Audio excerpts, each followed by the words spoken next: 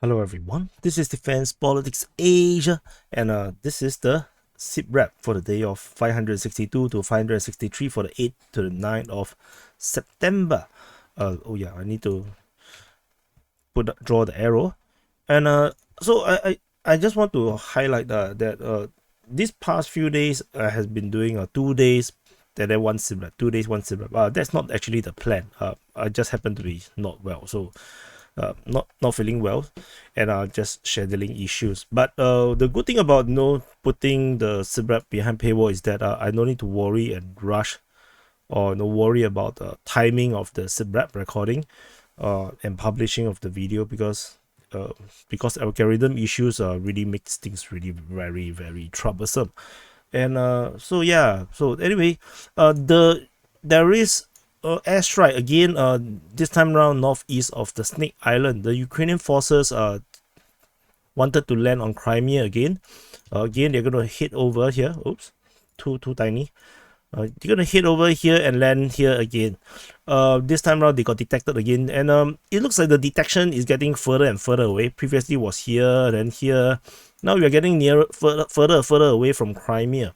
And this time around, they have destroyed 3 Willard Sea Force high-speed boats out of 6. 3 out of 6 was destroyed. According to Ryba, they said that there were 6 boats, and then a Sukhoi 24M bomber was sent and dropped 4 cluster bombs.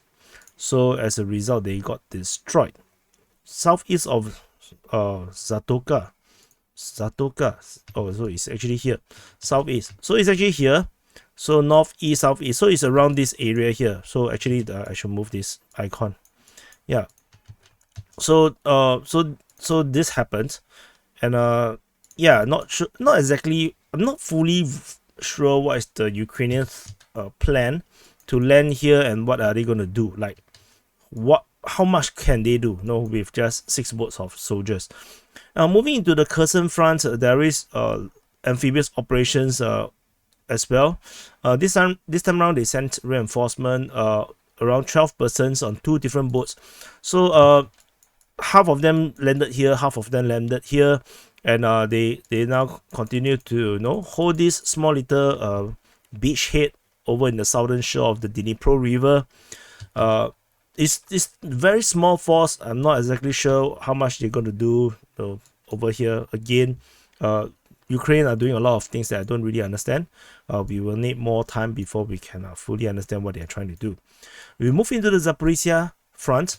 So this is the Zaporizhia front. At the Zaporizhia front, we have geolocation of Russian forces over at this position.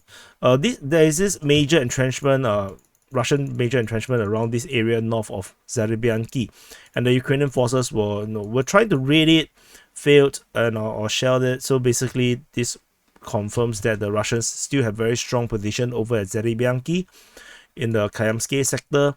At the Orikhiv sector, the Ukrainian forces continue their offensive over in the Robotyne-Verbove region, and there is fighting reported towards Novoprokopivka and towards Verbove, and also towards the south of Robotyne. But of course, conflicting information as usual. According to Ryba, they continue to maintain, this particular pro-Russian source continue to maintain that Robotyne itself is still pretty much a gray zone, where the Ukrainians cannot control the settlement. And they claim that the settlement is totally flattened, and the Ukrainian forces basically send small squads that immediately get hammered by Russian artillery. So Ryba continued to maintain this story, where the Ukrainians, anytime they try to penetrate through, they got shelled. And so that's the story for the Ryba. But in other sources, basically Ukrainian Defense Ministry actually sort of acknowledged that they have captured Robotyne. They say that the Ukrainian forces have succeeded south of Robotyne and gained a foothold in the achieved frontier.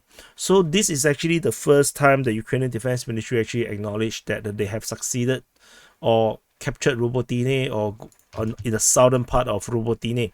So this is actually pretty significant. So I have to put the Ukrainian Defense Ministry's word ahead of Ryba's, because they are the official source.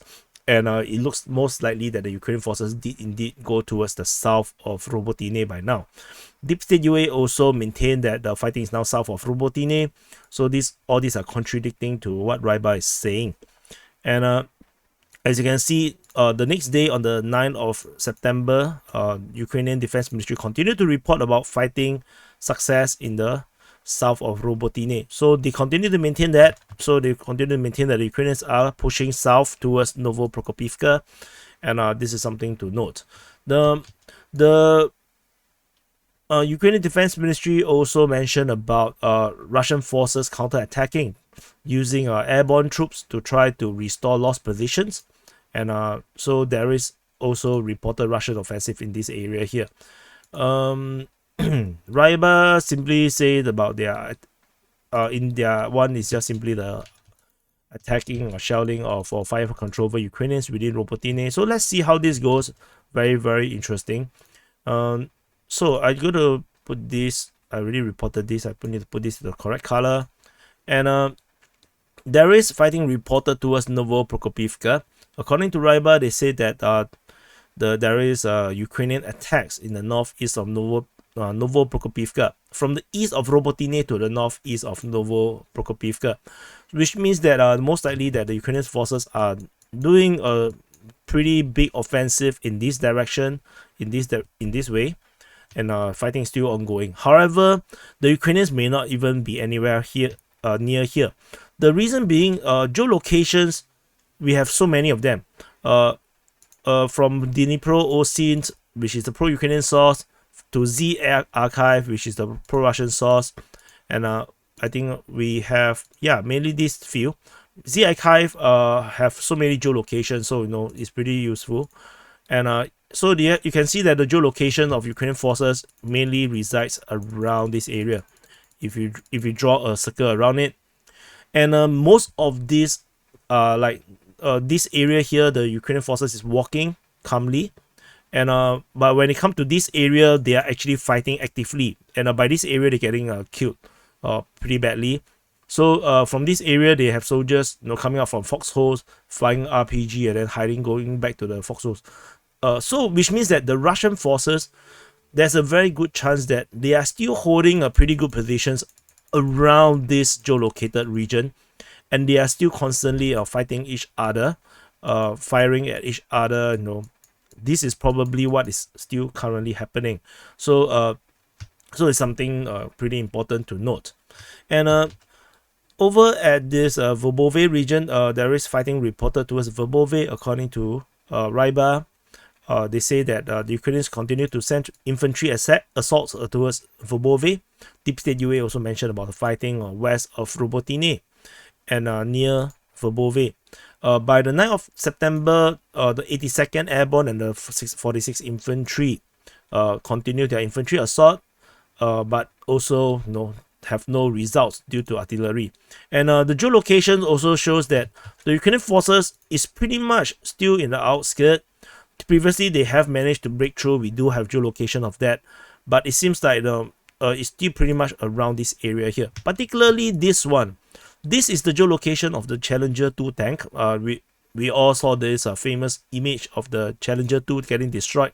It is actually here. This is where it died, and so it shows that the Ukrainians are really pushing and sending their best forces towards Verbove, because Challenger 2 arguably is actually the most advanced tank that the NATO forces have given to Ukraine. So Challenger 2 is the most advanced one. So let's see how this goes. There is also geolocation of the front line. This is geolocated by Dnipro OSINT, where they have Ukrainian forces storming Russian positions over at this area here, which actually corroborates our front line, showing that the Russian forces indeed still have this area here where their fighting is currently ongoing here. So so this is very good. That means our front line, our geolocation is pretty accurate. So let's continue to see how this goes over at this Orikhiv sector. We do have information coming from Rybar saying that there is further reinforcement. On top of the 71st Jaeger that we have mentioned before, there is also the 3rd Battalion of the 80th Airborne, as well as the 35th Brigade, all coming into Orikhiv. and they are going to be reinforcing the Ukrainian assault, probably most likely towards Verbove, and so the Ukrainian forces are likely to continue to hammer into Verbove as much as they can, and this is going to be a highly, PR success if they are able to capture Verbove, because ultimately you have to see where Verbove is actually inside the defensive lines, whereas Novo Prokopivka is actually outside. So or rather, it's actually inside if you count this line here, but yeah, but there's a thief, and then it's like, haha. Okay, so anyway, so this that's all from the Orikhiv sector. At the Huepole sector, we have geolocation of Russian forces. There's some shelling over on Russian positions around here. This actually also corroborates our frontline positions, showing that indeed the Russian forces is over there. And so let me turn off my Steam as well as Scott. So moving into the Velika Novosilka sector. At the Velika Novosilka sector, there was previously a report on the 8th of September about a gathering of Ukrainian forces north of Prione around here. However, the next day, this force disappeared, and the Russian forces went on the offensive, and they managed to capture the northern part of Prione. The Russian forces actually managed to push out and actually managed to control all this land that previously the Ukrainians actually were already here. So this is a huge advance by the Russian forces, and this improved their defensive position and provide a good buffer for Prione. How this happened, we do have this information of gathering of forces. So what happened is that the Ukrainian forces managed to have a crack at Novomayoske. They managed to penetrate into the first houses. In fact, they actually entered into the outskirts of Novomayoske, and given this good progress, and they found a crack in the Russian armor, they actually sent reinforcement to Zolota Neva, and this reinforcement actually come from Prione and Uruzaine. So as a result, the forces that was gathering here was redeployed and go to Zolota Neva and Prishestivka to gather up a huge force that they can actually do a breakthrough from Novomayoske. So this is actually what happened. As a result, because of this redeployment probably detected by Russian forces, they actually took advantage and actually push out to capture this vacuum, this power vacuum over here. Over at Uruzaine, there is also, because of the redeployment, the Ukrainian forces are now effectively into the defensive or tactical mode around this area here. They are not going to go into any offensive, and the defenders are getting shelled by Russian flamethrower systems and artillery. So this is kind of pretty scary, I would say. So that's all from the Velika Novosilka sector as we move into this main offensive region around Novodonetsk and Novomayoske. As I mentioned, the Ukrainian forces are now geolocated at this position on the northwestern part of Novomayoske. So I did a quick update on this, but I didn't see this particular geolocation. This Z Archive have improve or change the reporting to add so much geolocation into their reports. I have upgraded them into a primary source, and have downgraded Remilin into like a secondary or third source because he no longer posts anything nowadays. I think his content is mainly Wagner.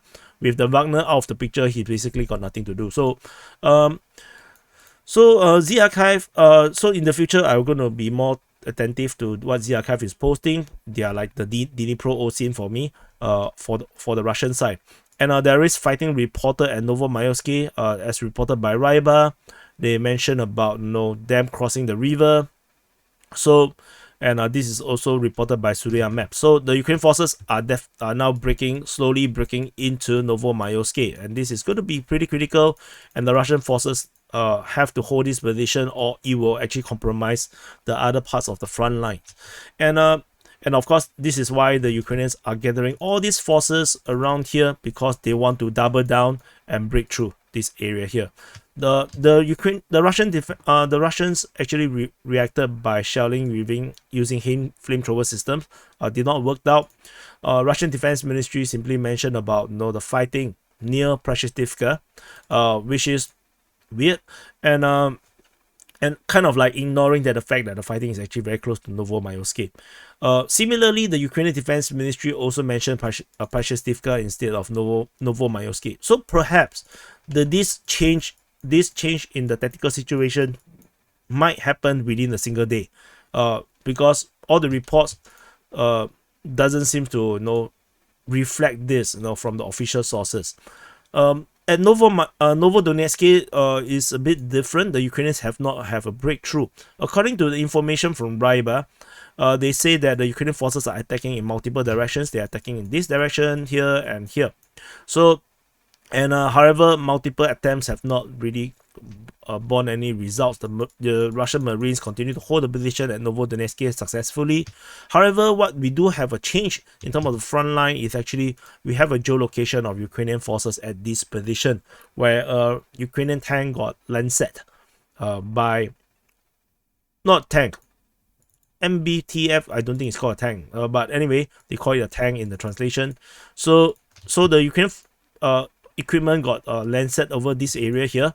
And this actually shows that the Ukrainian lines at least is here, along this tree line, where the Russian lines are probably around here.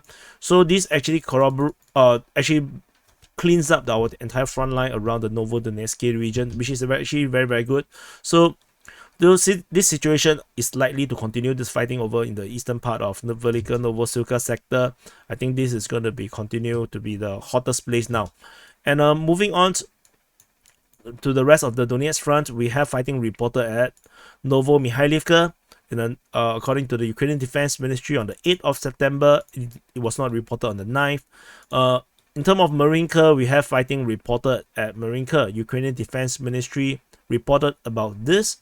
And I also want to talk about Ukrainian Defense Ministry report. Their morning report seems to be written by a totally different person. It was a lot more descriptive, a lot more information. So, but the evening report is still the old guys. So I just want to highlight this difference. And in terms of Marashnikov also mentioned about Russian forces continue to capture more houses as the Russian forces continue to push within Marinka. And yeah, the Ukrainian forces is going to struggle to hold this final few streets.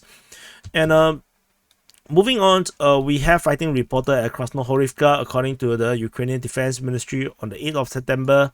And it was not reported on the 9th, so probably that's the end of this offensive in this region here. We move into the Avdiivka front. So this is the Avdiivka front. At the Avdiivka front, we have geolocation of Ukrainian forces over in the area of Pervomaiske.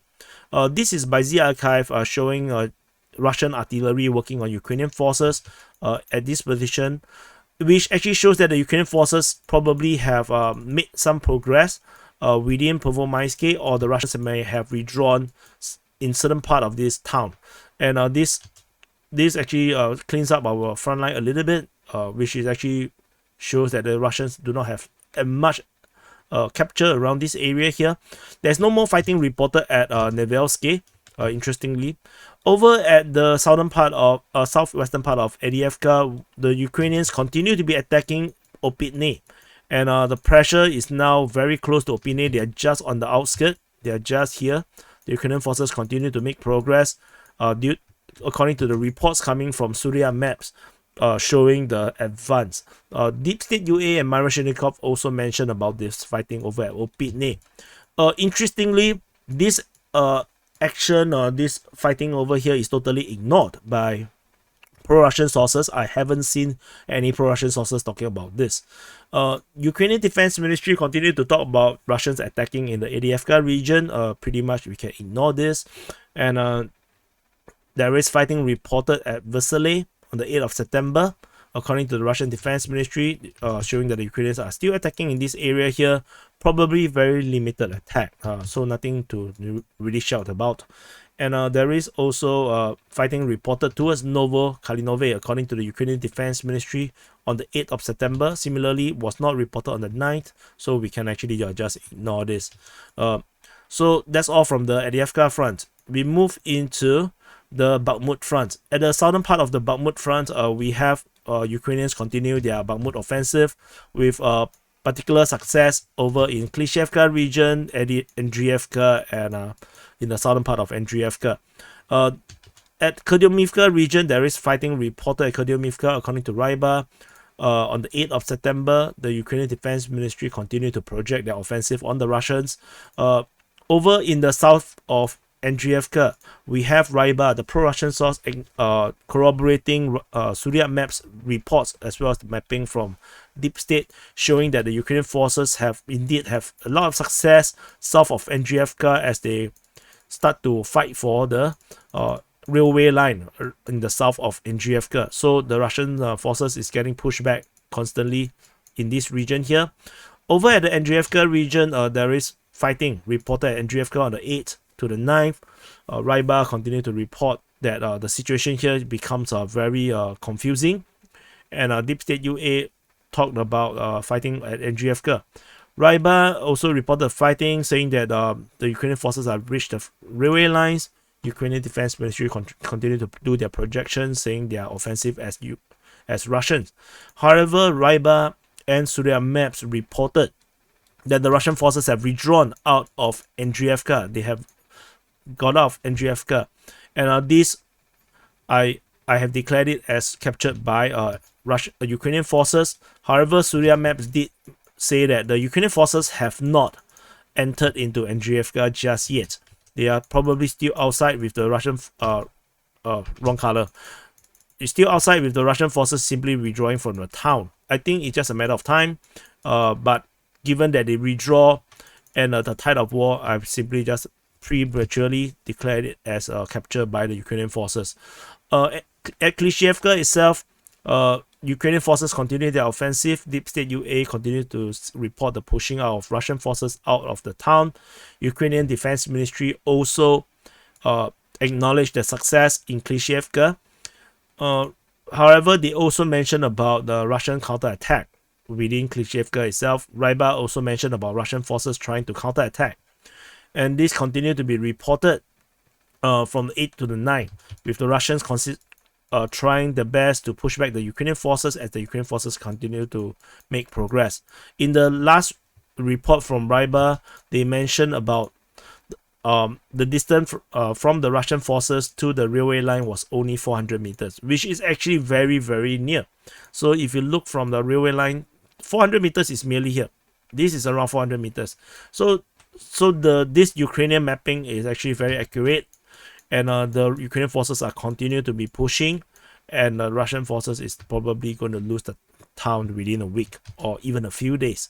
So in the northern part of the Bakhmut front, we have fighting reported at Bodanivka, according to the Ukrainian Defense Ministry, and Orikovo-Vasilivka for both days at this location. These are all reported by the Ukrainian Defense Ministry. I have no idea if this is a projection or is this actually a Russian offensive. It could be a Ukrainian offensive, given the records of the Ukrainian Defense Ministry like to project their own offensive on others. And we move on from the Bakhmut front. Before that, there is also information from Rybar about transfer of troops into Konstantinivka.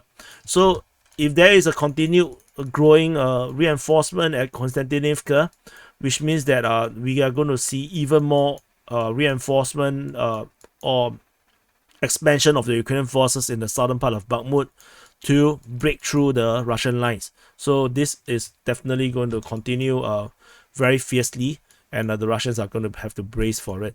There's nothing over at the Sivas front. We move into the Crimea front. So at the Crimea front, fighting continues to be reported within the Serbiansky forestry, which is the usual. And the Ukrainian Defense Ministry mentioned that the Russians attacked at the southeast of Dibrova. So this is the first time we have any information about fighting in the southeast of Dibrova. So that's interesting. So Toske is the same information as the one at Serbiansky forestry. So that's all from the Crimea front. We move into the Sviatove front. This is Sviatove. At the Sviatove front, the Ukrainians are on the counteroffensive in the Novoyehorovka region. Despite we have Ukrainian Defense Ministry on the 8th and Miroshnikov on the 9th saying that the Russians are attacking at Novoyehorovka, but it looks like the Ukrainians are on the counter and they are making progress. Particularly, we have the Russian Defense Ministry on the 9th of September reported fighting in the direction of Kovalevka, and there is fighting reported at Novoyehorovka, reported by Ryber, and the Deep State UA and Russian Defense Ministry talked about fighting south of Serhievka or north of Novoyehorovka. And given that if the Russian Defense Ministry say that the fighting is in the south of Serhievka, which means that the Russian forces have actually been pushed back by the Ukrainian forces, because previously the Russians are reporting about defending near Sverdlovka, which is actually Svetokhlobove. So if the Russians previously was around here and now they are actually defending around here, which means that they actually have withdrawn due to the Ukrainian attacks.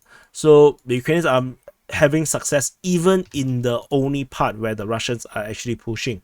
So the situation for the Russian forces is looking really ugly, really ugly right now, and the Ukrainian forces are really making the best of whatever there is left of this summer. We move into the Kupiansk front.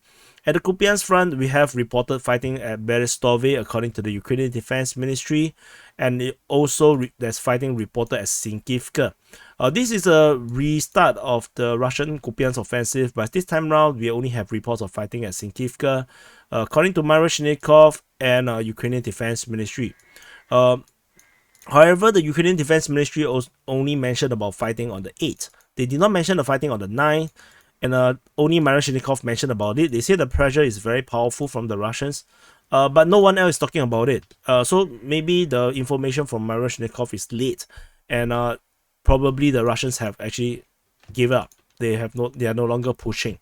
So this is my assumption. I think the Russians Kupiansk offensive has paused again, seeing that the Ukrainians are still in their position, so they didn't caught the Ukrainians off guard.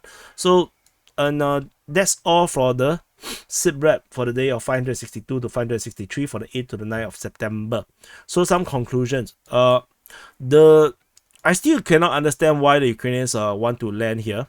Like, it's really a waste of resources to keep sending boats in this direction, and then got intercepted, and it's like you can't even build a defense line. Let's say I give the Ukrainians capturing Olenivka. It's not going to do much per se, because ultimately the Black Sea Fleet is around, the Air Force is still around from the Russians, and this entire force can be wiped out in one fell swoop if the Russians just push them. So, and given that the lack of vessels, which means that the Ukrainian forces can't really land a huge force at Olenivka, so I'm not really sure what's the point of doing this. Similarly, we have the same problems around the Dnipro River region. Ukrainian forces landing 12 soldiers with 2 boats on 2 sides of this island here between the Konka River. And so what is this 12 troops that's going to do?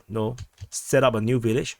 I mean, I'm not sure. The real world doesn't work like a real-time strategy. You can just spawn soldiers out of the air. But there is a few really huge things. Particularly, I would say the first one is actually the Russian offensive failing. The fighting reported at Novoyehorovka turns into a Ukrainian offensive, especially fighting reported around the Sverdlovsk region becomes the fighting in the south of Serhievka, shows that the Russians are actually getting pushed back. So from here, they reported they are defending around here to now they are defending around here. So this is definitely showing that the Ukrainians are actually pushing them back, even at the only place that the Russians are doing offensive. And this is actually looking really bad for the Russian forces. And not on top of that, south of Bakhmut is looking really fragile right now. Ukrainian forces gathering a huge force at Konstantinivka. They're going to double down on whatever breakthrough they are going to make. And this breakthrough currently is now in the Andriivka region, with the Russian forces already withdraw out of the town. Ukrainian forces have not exactly capture it, despite I reported it as a capture.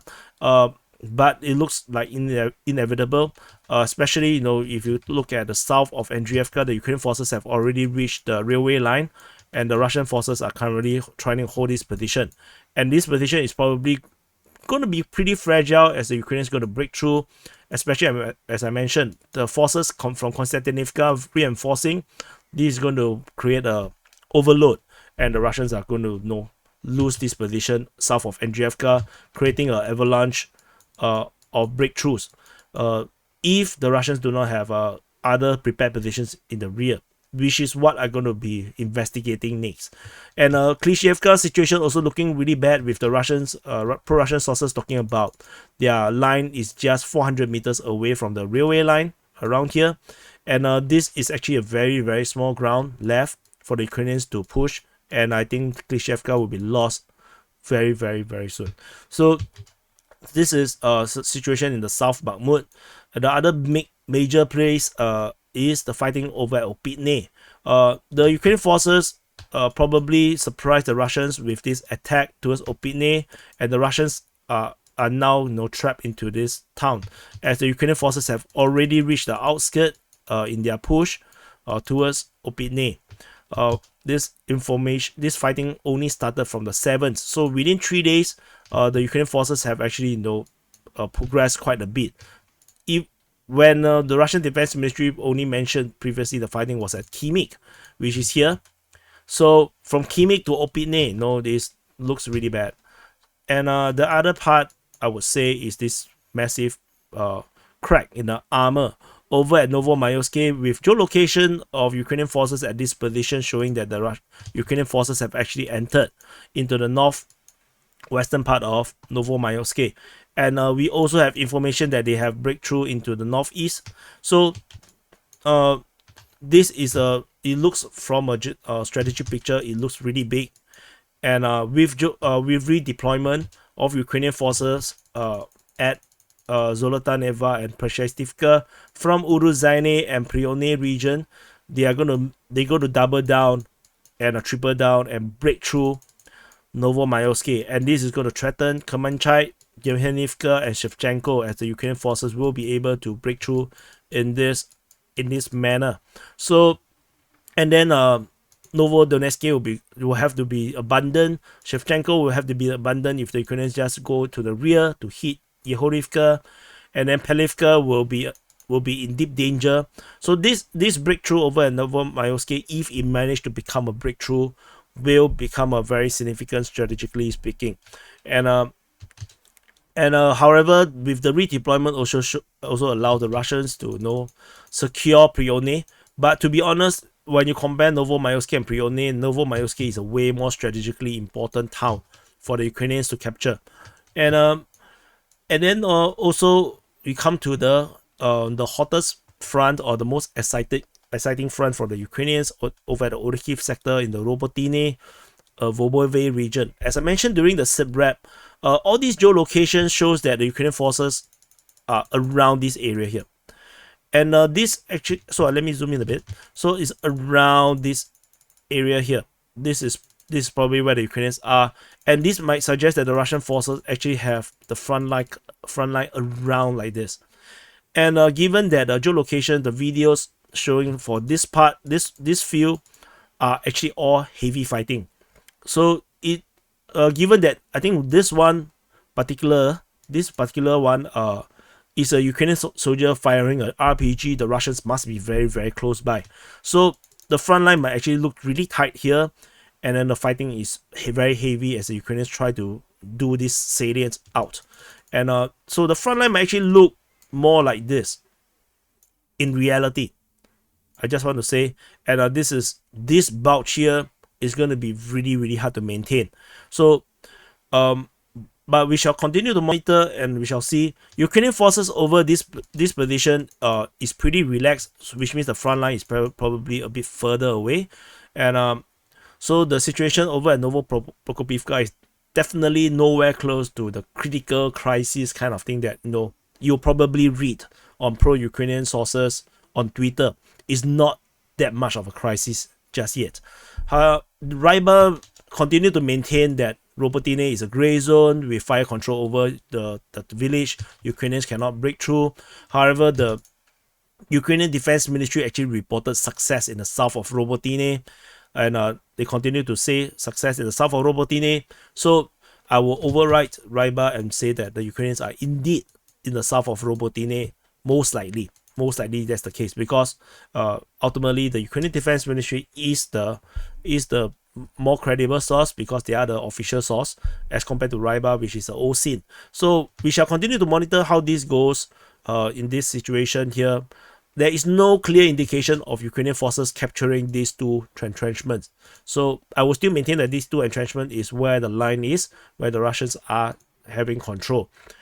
Verbove region is looking not that positive for the Ukrainians, because after the initial few geolocation of Ukrainian forces in this area here, the Ukrainian forces have been largely pushed out.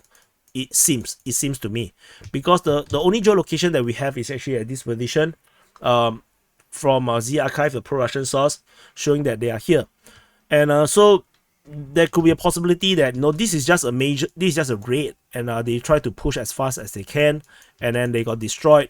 They have to evacuate, and now the secure line is actually still outside, pretty much still in the outside region here, not so deep into, so close to Verbove.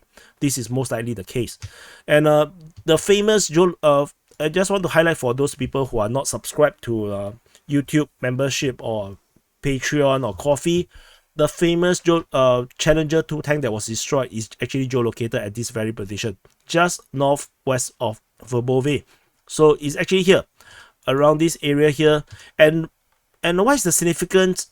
It's not about, it's a Challenger tank, or whatnot. It's that the Challenger tank is the most advanced tank for the Ukrainians, and that they are being used towards Verbove. So now that we have this geolocation, we can know that the Ukrainians are indeed pushing Verbove with their best forces. So this actually reflects how important Verbove is strategically for the Ukrainians' battle plan. So that they're actually using their best forces in this direction. We shall continue to see, like I mentioned, given the geolocation and the reports that are coming out in this region here, it does seem that the Ukrainians are not that close to Verbove. The Russian lines are probably now around here. This is the feeling that I get. And we also have this geolocation showing that the front line is indeed around this area here. So yeah, so if I draw a quick one, this is probably the likely front line right now. This is the front line right now. And if this is the front line, it looks really ugly. It looks really ugly. And yeah, it looks really ugly, so yeah, it looks like a Brontosaurus, a Diplodocus. This is a dinosaur. But yeah, this is the situation here with the Ukrainian forces, trying to push in this way. And yeah, you can analyze for yourself, what does this mean? Does this mean that this offensive is going to go extinct like this dinosaur, or is this actually a pincer on Novo Prokopivka, as well as doing a big push for Verbove, and this will end their first major offensive as a strategic success for the Ukrainians if they are able to capture these two towns over here and over here. Yeah, so anyway, this is the conclusion for the SITREP, and for those that want to to watch the SITREP, the full SITREP, the full technical SITREP, do become a YouTube member.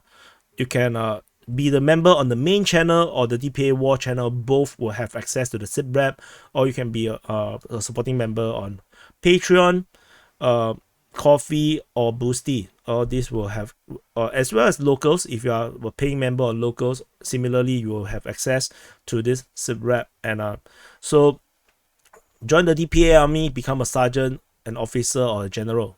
Officer and general will have access to this map. So thank you for watching, and press the like button, subscribe, and I'll see you in the next update.